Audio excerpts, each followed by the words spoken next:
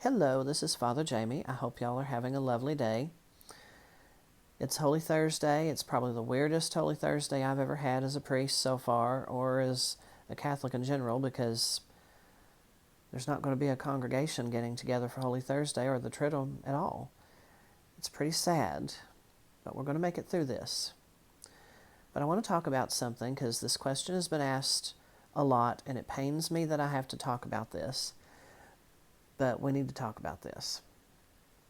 Several people have been messaging me, asking me, Father, why can't we have drive-by communion? I've heard of churches that are doing this. Why can't we do that? And it just goes all over me. It's like, okay, really, people? Have we degraded Jesus to the point of making him like fast food? I'm sorry. No, that does not work. There is nothing sacred about that. There is nothing holy about that.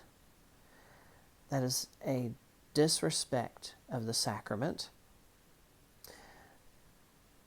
We come to the sacraments in a mindset of praise, worship, thanksgiving. I'm sorry. That ain't going to happen in your car, y'all. No. This is just coming to get Jesus and run. There's nothing holy about that. Nothing.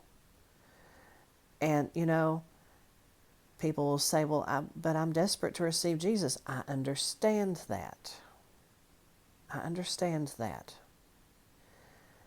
But this is where we are right now. And, I hear about this divide between Catholics about, being liberal or conservative, people wanting to receive communion on the tongue or not. And you know what? I'm starting to see why some of these people are in that mindset when people are saying things like, why can't we have drive-by communion? My generation and the generations behind me are the main ones that are wanting traditional things, and I think it's partially because of the example that has been set before us of some of the disrespect of the sacraments and some of these things. And it's difficult for me to talk about this. I try to be middle of the road, but when I hear of things like, why can't we have drive-by communion? It's like, oh my. Yeah, that just doesn't work. And, people are going to point at me and say, well, you're the priest. You can have Mass whenever you want to. I'm like, yeah.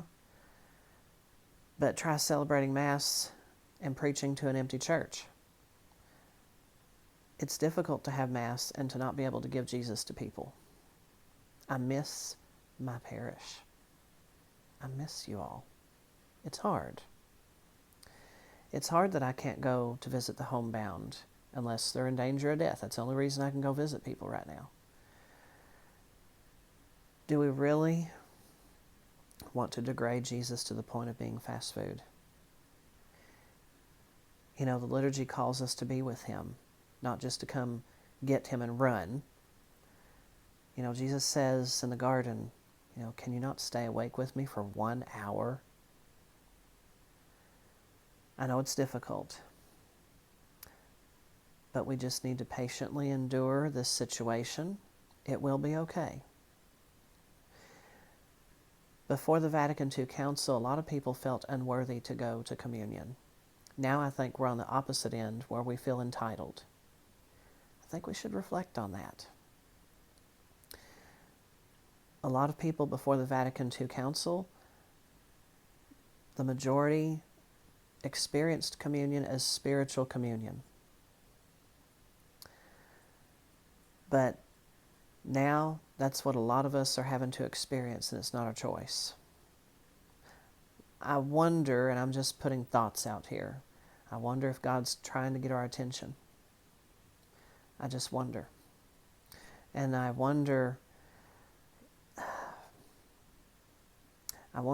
hoping that once this pandemic is over, I'm hoping that we will realize how good we had it before. I'm hoping that our churches will be full when this is all said and done. Sometimes we don't realize how good we have it until we don't have it. So as difficult as it is, may we endure patiently, pray as hard as we can with what we have. God is still with us. I encourage all of us to pray the Liturgy of the Hours. There's ways of doing that. The I Breviary. Pray the Mass readings every day. Pray a rosary every day. A lot of us have a lot of time right now. We need to pray. It will be okay. May we long for Jesus. He's waiting for us. It will be okay.